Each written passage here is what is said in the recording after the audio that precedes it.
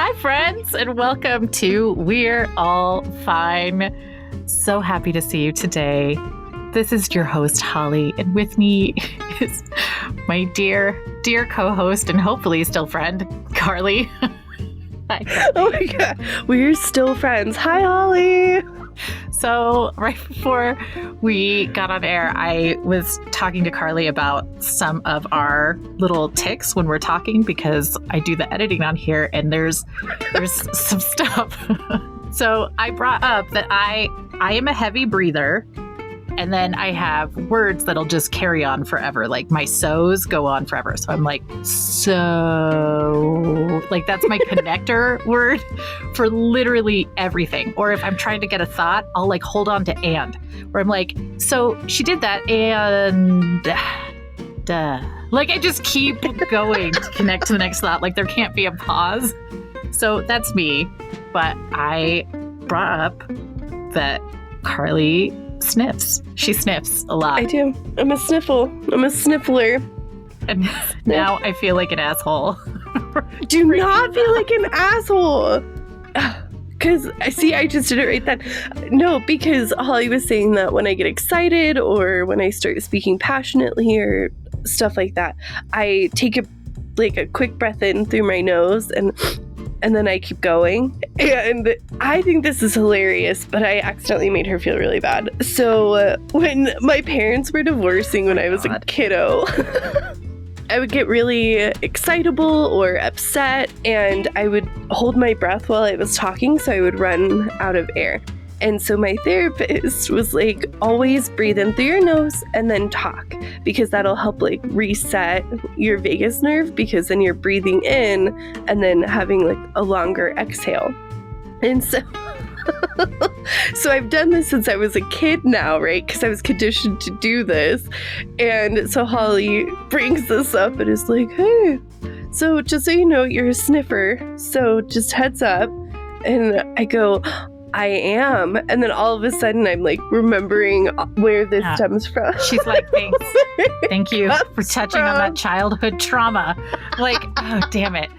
I just, the thing is that if you guys have never recorded yourself and then like listen to it, it's kind of like if somebody takes a picture of you and then you look at it later and you're like, oh, is that what I look like? It's the same kind of thing when you're listening to yourself and you go, oh God, that's what I sound like.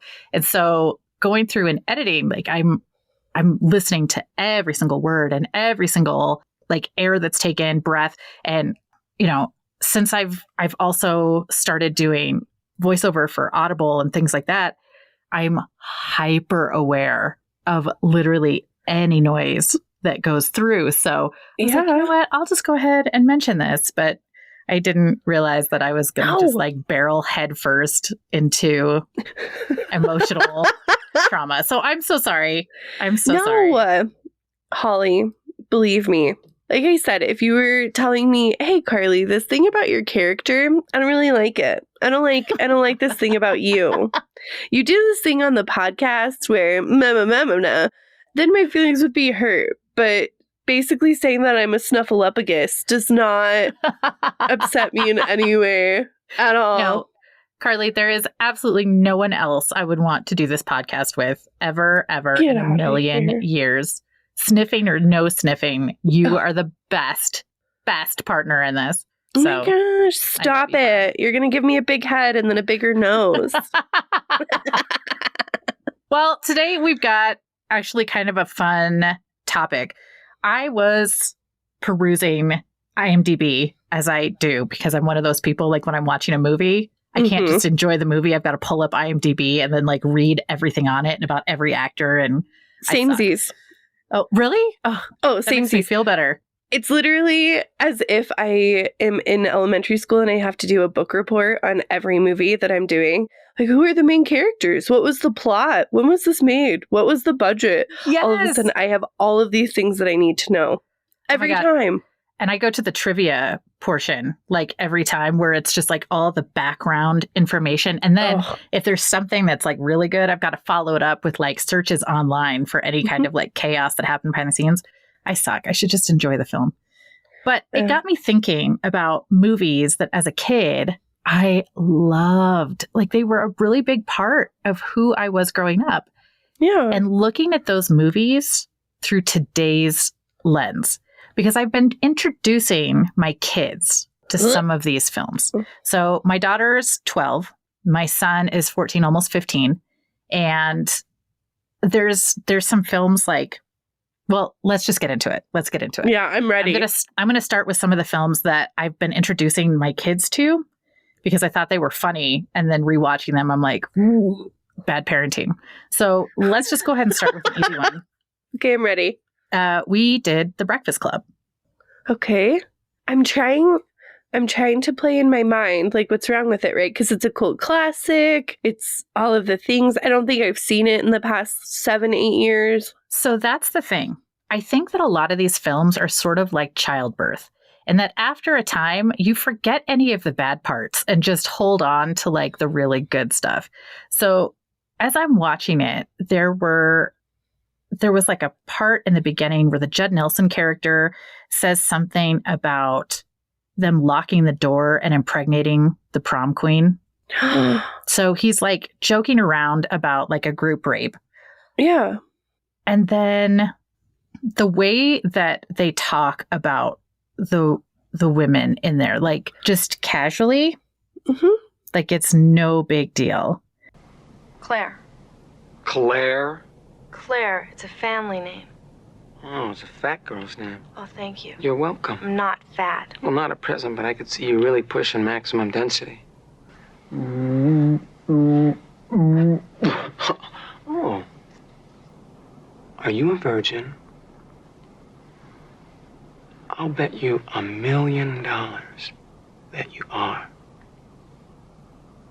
Let's end the suspense. Now, that one, it's got some stuff, right? Yeah. But this is the lead-in to the really bad one, which I have not shown my kids because I don't think I can. It's 16 Candles. Oh, yeah, no, that's a no. That's a no. Yeah, Like, let's touch on all of those pieces there for 16 Candles. Because let me tell you, as a kid, I was like a huge Jake Ryan fan. Like, that boy was so cute and I loved him. And I was like, Jake Ryan will be my boyfriend. Oh, yeah. 100%. End of the earth. Yep. Yeah. I mean, I don't know how well you remember that movie because I can go from like beginning to end.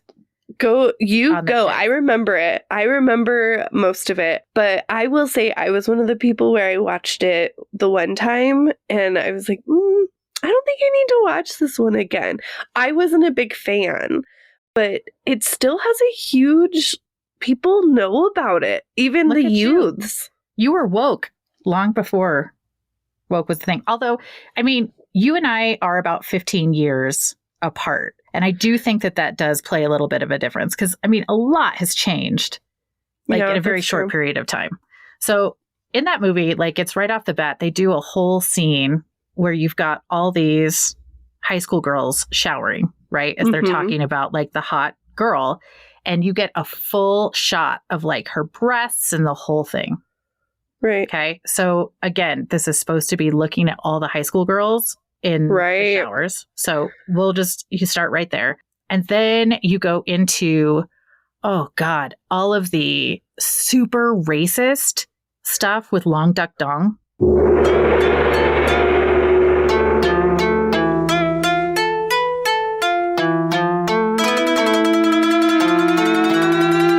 Very clever dinner. Appetizing food fitting neatly into interesting round pie. It's a quiche.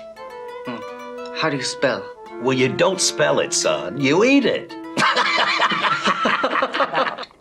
Oh, that's super so true. Funny as shit back in the day before I realized.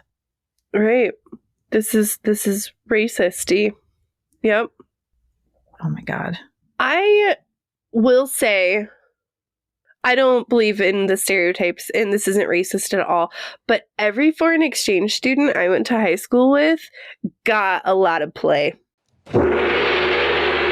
What's happening, hot stuff? There is something about someone from a different country that just makes them like so hot and so cute. And I loved it. And my mom, when I was in high school, was thinking about doing a teacher exchange program where she would go to a different country. And one of the options she had was Australia. And I was like, oh my God, yes. But then in my head, you look up like pictures of Australia and it's all of these like beautiful, like Malibu Barbie has nothing on Australian women. And so I was Sure. like, you know what? I don't think I'm going to have the same experience as that hot French guy in my poli-sci class. I don't think I'm going to have Yeah. like, what am I going to be like? Ooh, yeah, we have hamburgers and we say no really quickly. What about me is going to be intriguing? I don't think anything. I don't know. I've heard, and I don't know who I've heard it from. So we're going to say it's the mysterious they. They say that English accents, when you are in Great Britain, Mm-hmm. that it's pretty hot. It helps you. I guess. I mean, I don't think it's real hot, but I live here. A British accent, though, that just will take me off my feet. Oh, an Irish accent. My husband can do a very good Irish accent, and it's so hot. But when I do it, I sound like one of the people that didn't get the Lucky Charms job. Like they sent the email of like, no, thank you. But see, Long Duck Dong did not have any of these great accents. It was terrible. And then with a name like Long Duck Dong, awful. Then towards the end, they have this thing where Jake Ryan just hands over his drunk girlfriend to the nerdy kid and says, do what you want with her. She's yours. Ugh, gross. And they get back to the school and she asks the guy, like, did we? Like, I can't remember if we did, but I think like I'm happy about it. And he's like, awesome. And then they end up together because, you know, he may or may not have sexually assaulted her while she was passed out. And she's like, so hot. Ugh. Gross. No, that's so true. When you look at it from that lens, like, no, thank you. Well, it sends off this idea that I think like it perpetuates a lot of this stuff of, you know, if you did it even while you were drunk, you probably wanted to. Oh, yeah. So, you know, and that's the stuff. Like, whether we want to or not, if you see it in a film, you're like, oh, yeah, that's true. That's really true. Oh, my God. All right. So we've got 80s films, right? I'm going to move to another 80s film that's a little bit further along, but, and I feel really bad about this, but it is still one of my favorites ever, The Labyrinth. What's wrong about... Okay, so I'm going to whisper this because I hope none of our viewers tell on me. I've never seen The Labyrinth because the cover of the movie scared me as a kid. And then it's the one with like the hand eyes, right? Yeah. Isn't that yeah. No, that fucks me up. Body parts should be where they're supposed to be unless they're just not there. So I've never seen The Labyrinth, but tell me all of the terrible things about it. Here's what I loved about it. I was in love with David Bowie. Like, oh my God. I don't even know how old I was when I first saw that. I was probably like 8. And at that point, my only crush had been Batman. And then I saw David Bowie. Wait. Which Batman? Which one? Like Adam West Batman? Like 1960s? Kurt Russell? Like, not Kurt Russell. Like which Batman? The original, like, Michael Keaton Batman. Oh, that's the best one. But it wasn't the actor. It was literally Batman. I'm pretty sure I had him as, like, imaginary friends for a while. Like, Batman was my man. And then... David Bowie. And I was like, whoa. Yum. Those are...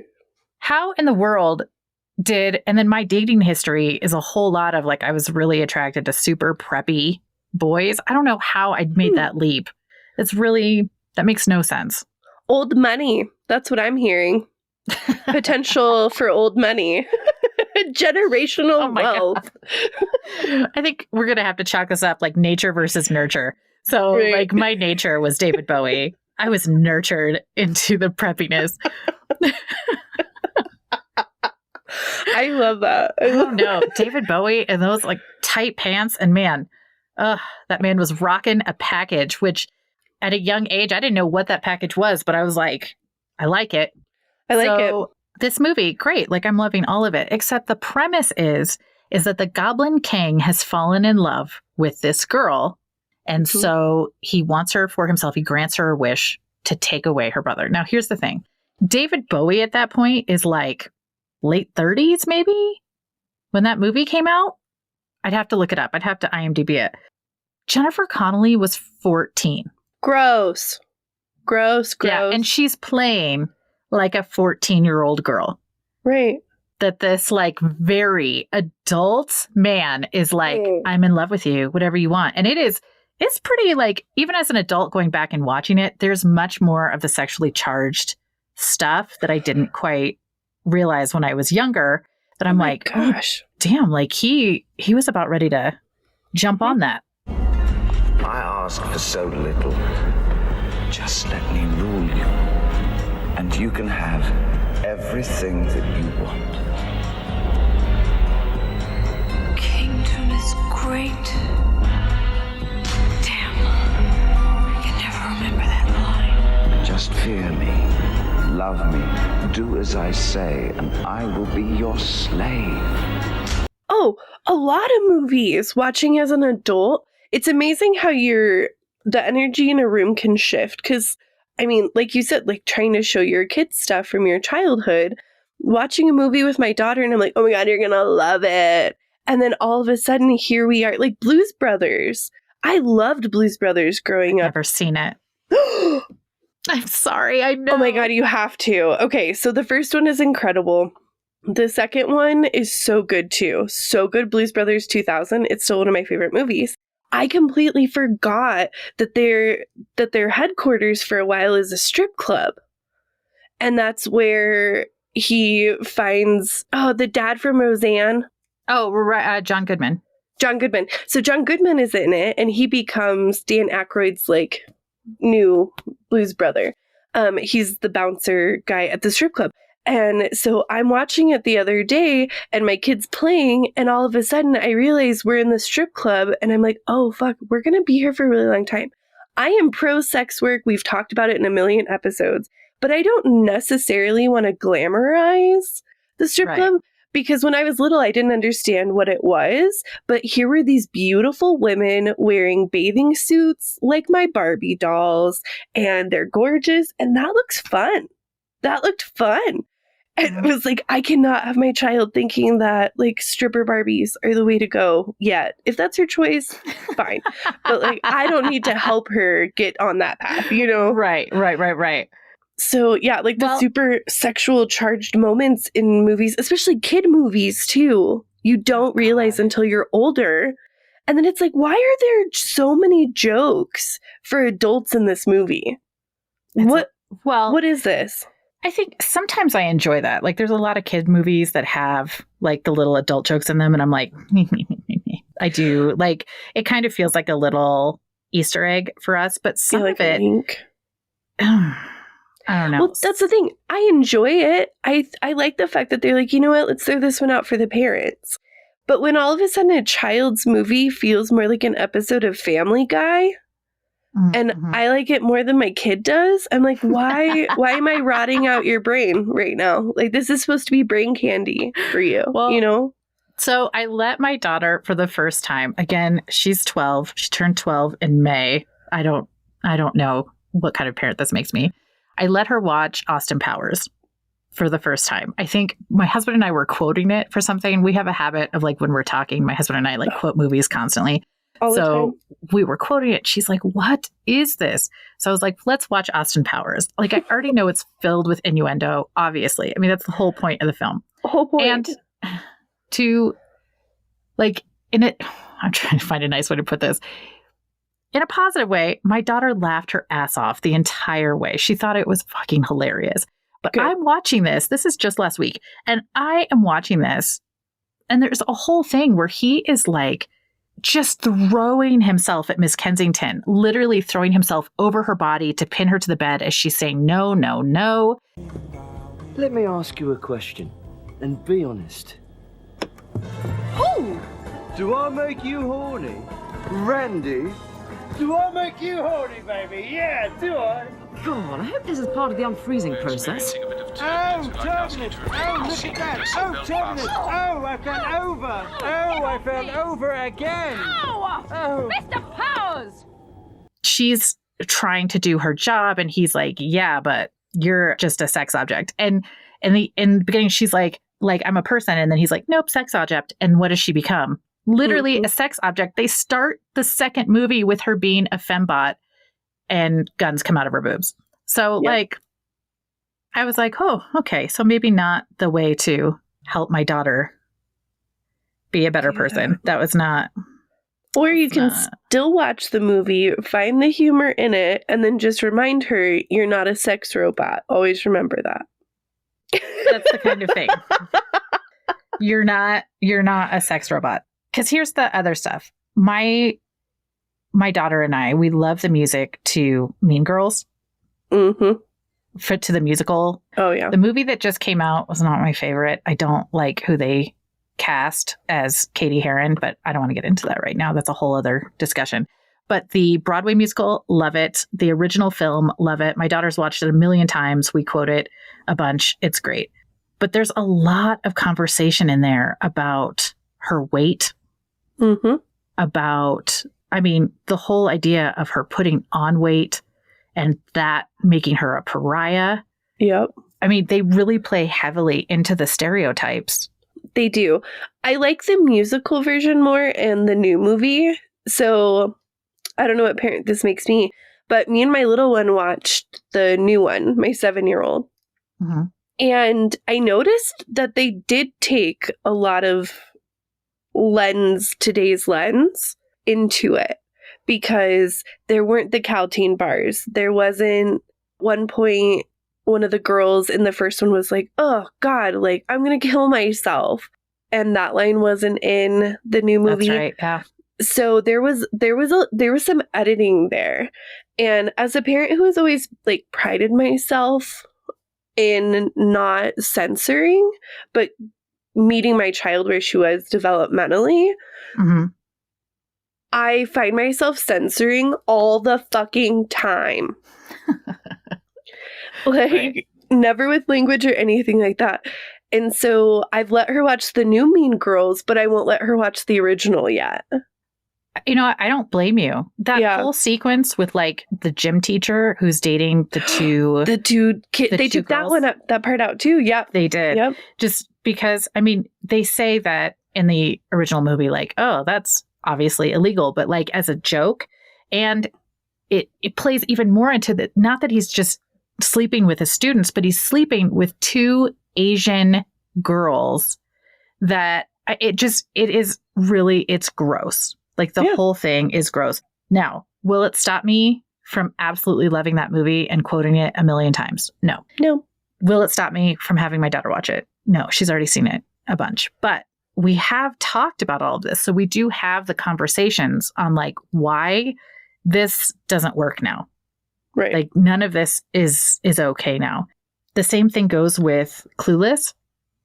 That movie was, again, the 15-year age gap. No, Clueless I was the same age as her when this movie came out. Oh. Yeah. So like Cher, that's my girl. I love But Clueless. The whole thing about the way that they view sex all the way through it, the way that they viewed the attempted sexual assault, which was, again, like, it was just a bad date. The whole hooking up with your stepbrother that's not your stepbrother anymore, but that's still your stepbrother that lives in your house and that's acceptable. No, sorry. Listen, that was Paul Rudd. If Paul Rudd was my stepbrother, I don't care what... I don't care. Like that would have 100%. What line am I stepping over? I'm stepping over it. Right. Like, why go across town when you can just go across the hall? Like that my if Paul Rudd is my stepbrother. That's what's happening. Right. Morality. Nope. Sorry. I didn't say that I was a strong person. Well, you know what? Paul Rudd, though, he is delicious. Wet Hot American Summer. I don't think that they did that new. I love Wet Hot American Summer. I've only seen clips of it. I have not seen the whole movie. You would love it. I know. And I love all of the people in there. Like Janine Garofalo is in it, who for most of my life, I was told I looked like Janine Garofalo. Really? That's a good person to look like, though. I see it. I loved it. There's a movie, again, more obscure, so I can bring it in here, but like, you know, maybe two of you will know this. The Truth About Cats and Dogs Mhm. with Janine Garofalo and, oh my gosh, why can't I remember her name? The girl from Kill Bill. Uma Thurman. Uma Thurman. Yep. So have Thank you seen that movie? I have. Everything Uma Thurman. Kill Bill is my breakup movie. When I would break up or get broken up with, I would just watch Kill Bill for a couple days, and it fixed heartbreak. So, just so you guys know. Well, the whole thing in there is talking about the beautiful girl versus the not. It was like a female Cyrano de Bergerac is what it is. But instead of like the long nose, what they did is they just made her heavier. Yep. That's literally it. So that was like the debilitating thing that kept them apart was the fact that she was a little heavier. But that stuff is more like, I go, well, I just will have a talk with my daughter about it. Like, it's fine. Yeah. It's not like movies like The Toy, which has been completely pulled. Richard Pryor, who is given to a white boy as a toy. Oh, yeah. You can't even find this film. It is 1980s. Mm-hmm. Holy fuck. Like, it's real bad. Real bad. Let's see. There's another one that's called, I'm going to have to look it up, the name of it. But the premise is that this kid wants to get into this school, but he can't. So the only way he can do it is if he disguises himself as a black man. Oh, God. Soul Man. That's what it's called. So here we go. Oh, God. That starts off rough. Starts off bad. Yeah, here's the description. It's a movie about a white man who uses blackface, or technically tanning pills, to get a scholarship for which he would otherwise not be eligible, and which he gets. Actual black people apparently being unable to compete. It ultimately teaches him about being black, or something. Wow. I have seen that movie, which is unfortunate. That's terrible. Yes, it is really real bad. Oh. The 41-year-old or the 40-year-old virgin? I love that movie. Don't tell me anything bad about it. Just kidding. Tell me all the things that are bad about it. I mean, I can think about all of them right now. The way that women are treated, the whole scene with Elizabeth Banks, where he goes back to the room with her and she's like getting freaky, and then they just switch places. Yep. They're like, it's cool. And then the way they're encouraging him to take home a drunk chick. You about to go run down some drunk chicks. Just get you a bunch of these hood rats, run through them, just knock them out. Boom, boom, boom. Now, once you've done slayed like 20, 30 of them hood rats, now you ready to go up to the upper echelon type of drunk. I want vomit in the hair, bruised up knees, a broken heel is a plus. From now on, your dick is my dick. I'm getting you some pussy. And believe it or not, in every man, there's a code written that says, tackle drunk bitches. There's some stuff where I'm like, holy, wow. Okay. Yeah. But I do want to give a shout out to Steve Carell, because he has aged like fine wine. Oh, silver fox galore. Oh, right? Like, he could Love never him. get it ever until now. And he could probably get it now. Yeah, he's real tasty. I don't know. I feel like there's so many. I'm looking at all of these films where I'm like, oh yeah, I love these. They're so good. They're so great. But I think the moral of all of this is it going to stop me from watching any of these movies? No. Well, I mean, Soul Man, I will probably never watch again because like a part of me died that day. But I think it definitely, I definitely kind of have to take a pause before I show some of these to my kids. Yeah. And I have one last story, I swear, like towards the end, because I realize this is not just our generation thing. Yeah. I remember being like 10 years old and I had to stay home. I had chicken pox. And so I had to stay home. And so the best babysitter my mom had was, of course, the VHS. Yeah, player, absolutely. Right. Okay. My VCR raised me. Yeah. Yep. She's working single mom. That's how that works. So she went and rented me some movies from Blockbuster. Thank you. And one of the movies she rented for me, she said, oh, I don't remember much about this movie except that I laughed so much. It's so good. It's called My Chauffeur. She said, I don't remember much about it, but I remember it being so funny. I think you'll love it. Okay. Have you ever seen My Chauffeur? No, I've heard about it. So My Chauffeur, which has some actual like decent actors in it, including Penn and Teller, who have a whole scene in there. The premise is that this girl gets a job as a chauffeur in like an all men's chauffeur building. And you kind of see the process of like all of the people that she picks up. The Penn and Teller is this idea that one of them is a sheik who can't talk. And the other one is like a pimp who brings in a bunch of prostitutes and they all get naked in the back for the sheik while he like fleeces him of a bunch of money. There's another scene where she's trying to pick up a rock star who he won't get up because he's in a bed full of naked women. Oh my God. And he just tells her, take off your clothes and get in. I'm tired. And she's like, what? So she gets him out of there only to have him insist that they stop the car on the way to the venue because he plays a game where he earns points and he gets 100 points if he can find a woman with blue hair walking a blue dog. And so there's a little old woman walking a tiny poodle that's like got like blue and she's got like grayish blue, right, hair. Yeah. So he grabs her and essentially like assaults her because he has to get her panties to get the points. What? Yes. What the fuck? What? Yeah. Yeah. I mean, I could go on. Listen, if you guys have not seen this movie, make sure there are no children around and know what you're getting into before you watch it. There are some funny parts to it.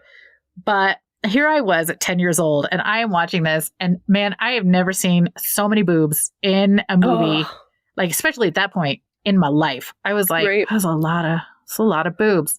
And in my head, I was like, maybe one day I'll have boobs like that. Like that was just like at 10. But I kept thinking, why would my mom tell me this was like the best movie ever?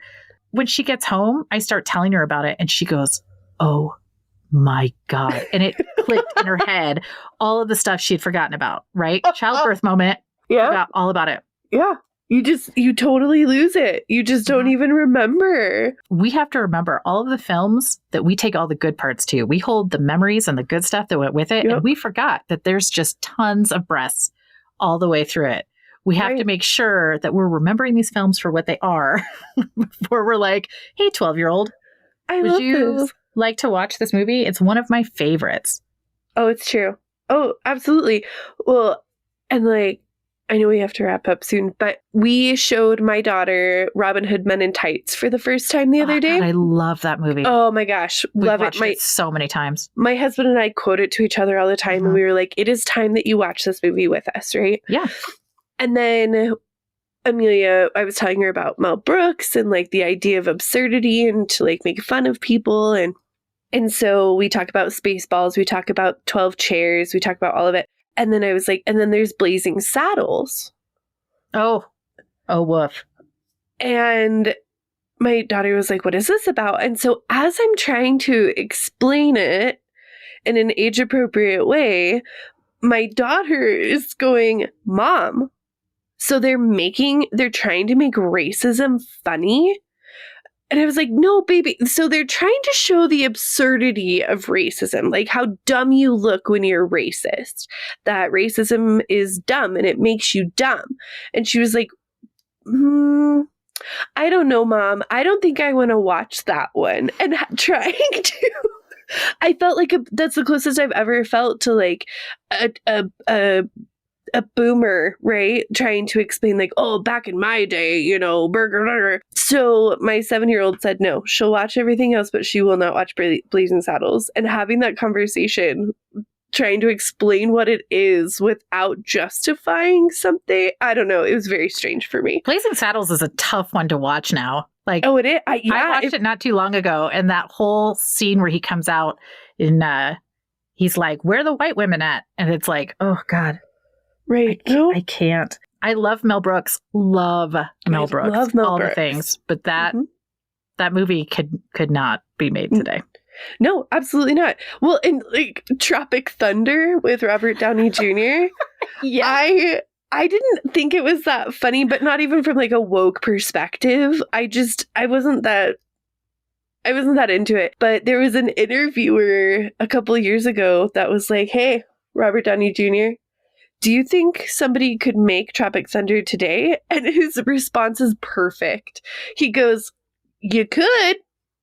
You shouldn't, but you could. For those who don't know, with Tropic Thunder, Robert Downey Jr. spent the whole film in blackface. The movie was supposed to be offensive. It was making fun of the entire industry as a whole, and it's become quite a bit of a cult classic. So it did not do well when it came out, but it's one of those films that after it got out of theaters, it really ramped up. So there's some pieces. There are some pieces. It's definitely, oof, woof. Man, so many. I'm so glad we got to have this talk today, Carly. This is a fun one. Me too. I think it's hilarious because I'm just going through so many in my mind, and it's like, Guys, we'd love to hear your take on it. If you've got some movies that you remember, go to our Facebook page. I think let's start a discussion on that one, because I would love to hear your thoughts on movies that could not be made today, for sure. So go check that out. As ever, you guys can also find us on Instagram, TikTok, YouTube, all of the places. Send us an email. You can share some of your thoughts on that as well. I'm sure if some of you guys are like, you guys are just woke snowflakes, then I would suggest maybe write it out. Don't send it. Get those feelings out. Don't send that email. I'll just respond with a snowflake for the rest of the year. Every day. So it's a blizzard. And if you haven't already, guys, go ahead and go on to Spotify or Apple and leave us a review if you like what is here. It helps us out a ton, and we thrive on admiration. So thank you guys so much. It's true. Remember, before I almost got over it. Guys, remember, before we leave, it doesn't matter if you happen to have grown up with and loved racist, sexist, violent, horrible films. Today, we're all fine. All right, guys, we hope you have a wonderful week. We love you. Bye.